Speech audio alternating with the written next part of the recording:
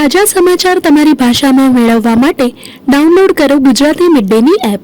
The purpose of this summit is really to restore the trust and the functioning of international cooperation. First of all, we're very excited he's coming. I mean, obviously, India is a major voice on the world stage. One huge purpose of this summit is actually to really try to make sure that international cooperation represents and serves the people of the Global South much more effectively than it has been doing so far. India has been a huge voice in pushing for the kinds of change that this summit hopes to deliver. Ma'am, thank you very much for speaking with ANI. My first question to you is, of course, on the Summit of the Future.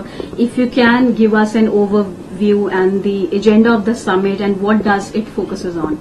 Sure.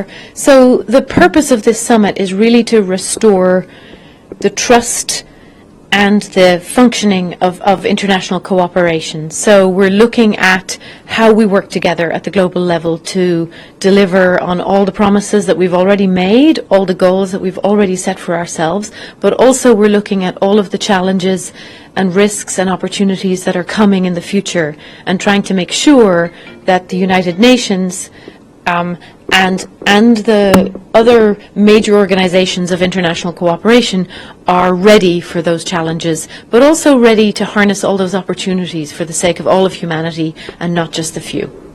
Right. Ma'am, the Indian Prime Minister Narendra Modi, he is also going to come and address the Summit of the Future. What will you say on that? And, you know, when it comes to India's role in addressing such an important forum, what will you say on that as well? Well, first of all, we're very excited he's coming. I mean, obviously, India is a major voice on the world stage, a major voice of the Global South. And one huge purpose of this summit is actually to really try to make sure that international cooperation represents and serves the people of the Global South much more effectively than it has been doing so far. So whether that's on Security Council reform and looking at you know, how the Security Council functions or how the international financial architecture functions, India has been a huge voice in pushing for the kinds of change that this summit hopes to deliver. And we're very excited that the Prime Minister is coming and will be that voice. Right.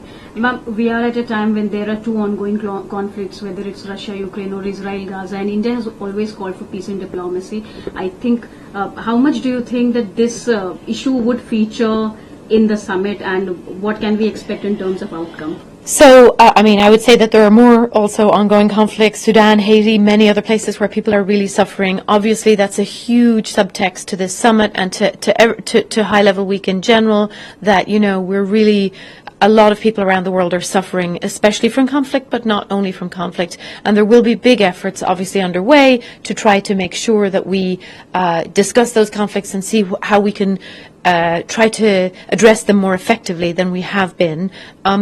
The summit doesn't exactly focus on any specific conflict, because what the focus of the summit is to try to look at how we work together at the global level. Obviously, the fact that we're not doing a very good job at preventing conflicts or solving them or dealing with their consequences is a huge reason for having this summit, because we're looking at the Security Council, we're looking at peace operations, you know, in which India has been, you know, always a major player. We're looking at all of the toolbox and the ways that we work together, and we're saying, are they fit for the ways in which conflict has changed, the way in which conflict is going to continue to change in the future, and if not, and of course, in a sense, our answer is we don't think they are, how do we begin to adapt our way of working together at the global level so that we do live up to the Charter duties to prevent conflict, to resolve conflict, to manage conflict much more effectively. Ma'am, last question. India is also one of the biggest contributor when it comes to UN peacekeeping missions. What will you say on that? Correct, and that's absolutely, I think, why India is such a major, credible voice on issues of peace and security, whether that's new forms of risk in the digital domain or our long-standing efforts to you know, deploy peacekeepers around the world, terrorism. There are many, many peace and security issues on which India is a very credible voice, and we're very much looking forward to having the Prime Minister here and hearing from him. Subscribe કરો Gujarati midday. Bell icon પર click કરીને મેળવો તમામ વિડીયોના direct notification.